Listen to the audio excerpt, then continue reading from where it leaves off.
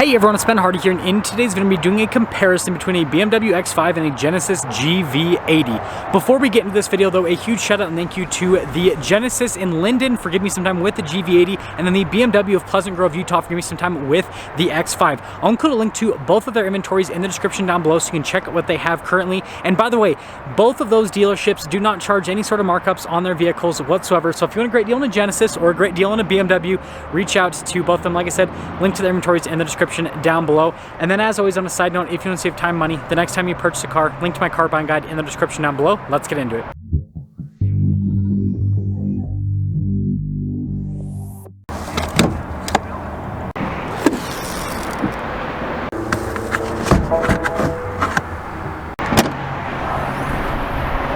Starting under the hood of the Genesis, we have a twin-turbo 3.5-liter V6 that goes through an 8-speed automatic transmission.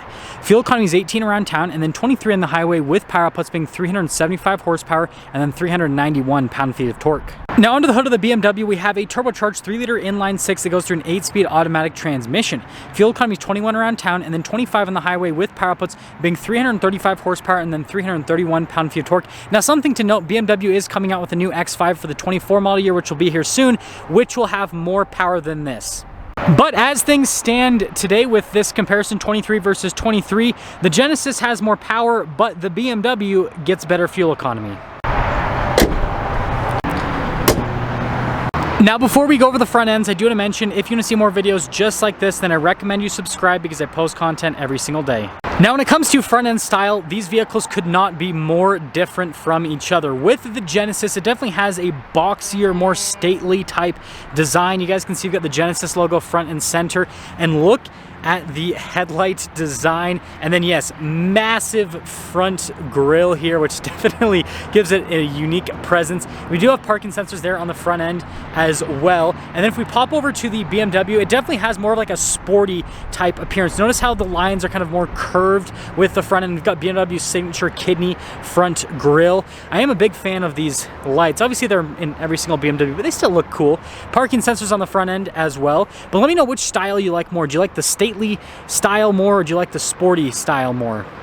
Now popping to the side of the Genesis, our tire and wheel setup is 265, 40, 22 in the front and over in the rear. And when it comes to the wheel design, I think it's pretty cool with the 5-spoke design, definitely unique. And then you can see here with the body painted fender flares, notice we got some chrome trim right there. That's just a light indicator for the turn signal. Notice the mirrors body painted. We do have more chrome trim around the sides. And then here is your kind of like side view. Actually, we can pop over to the other side here with the GV80. Obviously it's going to be in shade, so it's not going to look as good, but there you go. There's your full side profile on it. Notice kind of with the lines and everything, again, it kind of goes more towards the boxy type design. Now come around the side of the BMW, we've got a tire and wheel setup of 275, 45, 20 in the front and over in the rear as well. And then you guys can see with the wheel design, notice you got the silver on the top, the metallic gray down below. I do love the red brake calipers here on the X5. And just like a Genesis, notice body painted fender flares here, got a cool vent piece there. But again, it goes towards the sporty theme. So notice everything's blacked out on the side. There's no chrome trim in sight. So again, I feel like it's sport versus luxury with these two. Now here are the key fobs for both of them. This is the BMW, obviously it has a BMW logo, and then you can see the Genesis key fob right next to it. Now with the BMW, we do have our opening for the hatch, the lock and unlock.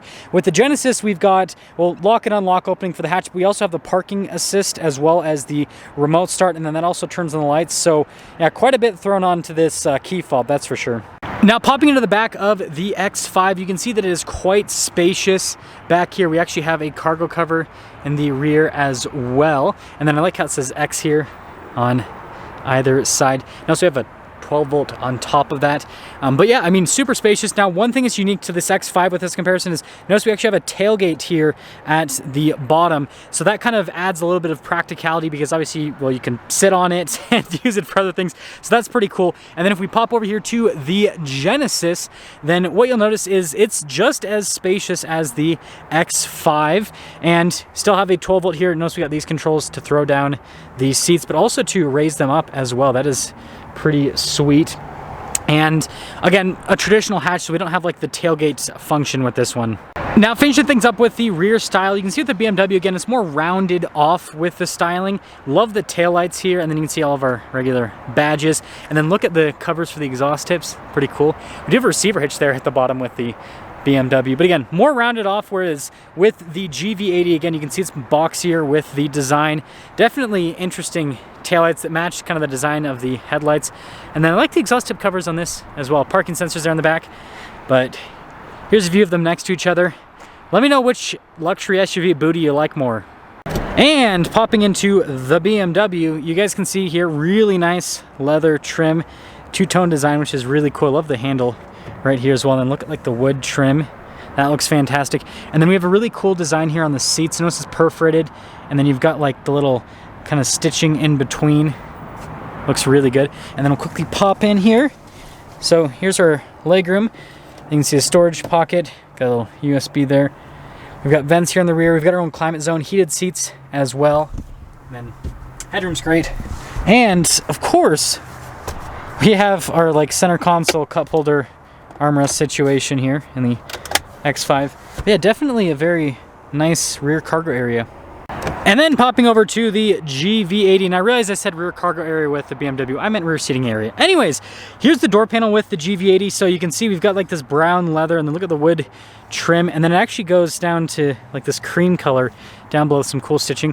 Got like our window control here. You can see the sunshade action here in the back. And then here are the seats. Notice again, quilted kind of with the design. So they both have like cool seat designs. And then we've got our adjustments here on the side of the seat. And then popping in, and actually I can put the seat back a little bit, but legroom's good, headroom's good. We have some weird things back here. So I guess we got a mirror here for the rear view, or for the passengers rather, that's weird. We've got some vent action down here. We have our own climate zone, heated and ventilated seats here in the back. We've got some outlet action on top of that. And of course, we have a cup holder armrest slash center console. It's kind of like they're copying each other. And then popping to the front of the X5, you can see again, we've got the really cool two-tone design with the leather trim. And then look at like the ambient lighting strip right there. All of our window controls here with our mirror adjustments, memory seats, and then you can see that's to open up the hatch. Blind spot monitoring with the mirrors. And then here are the front seats, same cool design as the rear. And then notice our adjustments here on the side. Pedal layouts down below, and then we've got all of our light controls right here. Look at the wood trim. Steering wheel, by the way, power adjustable. And start her up. I always forget the BMW start button's down there. Ooh, fancy. So here's the steering wheel. This is pretty much on like every single BMW across the board. So we got nice leather trim around. Notice we got our M logo. We have a heated steering wheel function here. Paddle shifters in the back for the 8-speed automatic. This does come with adaptive cruise control as well as steering assist. And then we've got this cool digital gauge cluster here in the center. Now the fun party trick with it is when you change the drive modes, because it actually changes like what the gauge cluster shows. So I think that that's pretty fun. And then if we pop the BMW into reverse, we've got a 360 camera system, so backup camera with trajectory lines that turn with the steering wheel. Sorry about the glare, by the way. And then you got that bird's eye view as well. And then you can see this is not BMW's newest infotainment system. Again, they're redoing the X5 for the 24 model year. But this system's still great. It has really good response time. It's got a shortcut bar here on the side. And I'm a big fan because it's easy to use and it comes with the preset buttons where you can like hover your finger over them. Now notice we got dual zone climate, heated seats here for the front. This is just a shortcut button for the safety tech. Also notice the wood trim. It's really nice. And then like the leather trim all over the dash as well. And then we've got our little storage area here. So you can see like wireless phone charging pad, some cup holder action. And then here's a shifter for the 8-speed automatic. We've got this for the stability control, camera system, parking sensors, your engine stop start, drive mode select here, auto hold, and then notice we got our parking brake. And then this is the analog control for the infotainment system if you don't want to use the touchscreen. And got the center console here. And then the glove box as well. It's lined with felt, which is nice. And then you guys saw earlier probably, but we've got this full panoramic sunroof here at the top. The control for it is just right there. And then popping over to the GV80, you guys can see here with the door panel and the material use throughout. All of our window controls here, got memory seat functionality. The mirrors do power fold in and they've got blind spot monitoring. And then here is the front seat. Look at the design, goes down the center. And then you can see the adjustments here. We do have massage seat function, it looks like too. That's pretty sweet. And then I like how the pedals are actually brown to match the carpeting. And you've got like your parking brake here, auto stop start, stability control. And then you can see here with the material use in the dash. Steering wheel is power adjustable and Nice. Ooh, fancy. So, pretty interesting steering wheel. It's 2-spoke and 2-tone. Double. Paddle shifters here on the back. We've got our adaptive cruise control, steering or lane keep assist, just like what the BMW has. And then you guys can see the little trim at the end of the stalks. And then digital gauge cluster, just like the BMW as well. And then if we change the drive modes, it changes the gauge cluster. Again, it feels like these two are copying each other's homework. Something's happening here. Anyways, when we turn the turn signal, you guys can see that we've got a little camera that pops on as well. And then if we actually pop it into reverse, this also comes with a 360 camera system as well. And then as for the rest of the infotainment system, something to note is it's actually kind of like far away here on the dash. They do give you a dial though to control, just like the BMW. So you can use it as a touchscreen, or you can, sorry about the camera not focusing, there you go. Or you can use the dial to control it as well. So I feel like both infotainment systems are very responsive. They're easy to use. This does have some cool features like passenger talk, by the way.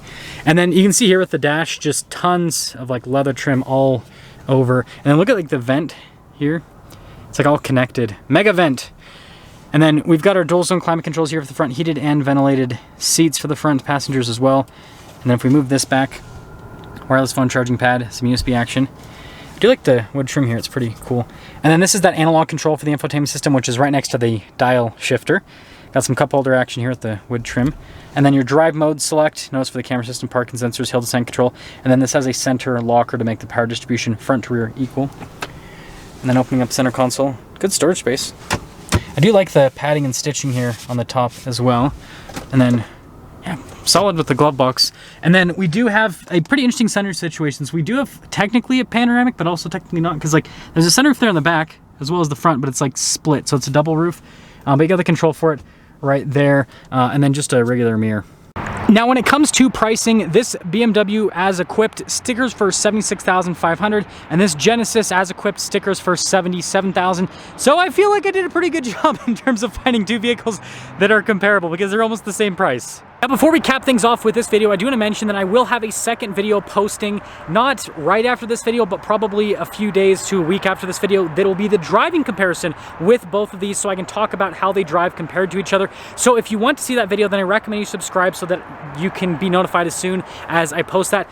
But I want you guys to let me know which one of these you would pick based on the walk-around comparison. So not taking into account driving whatsoever, just based on the looks and the interior and the features and all that. Do you like the X5 more, or do you like the GV80 more? And then I want you guys to also let me know if you want me to make a comparison again once the new X5 comes out again. That'll be out a little bit later this year, the 2024. Do you guys want me to do 2024 X5 versus GV80? Just let me know on that. Again, a huge shout out and thank you to the Genesis of Linden for giving me some time with that GV80 and the BMW of Pleasant Grove. Like I said, neither of the dealerships mark up their inventory, so if you want a great deal on a BMW or a Genesis, reach out to them. I'll see ya.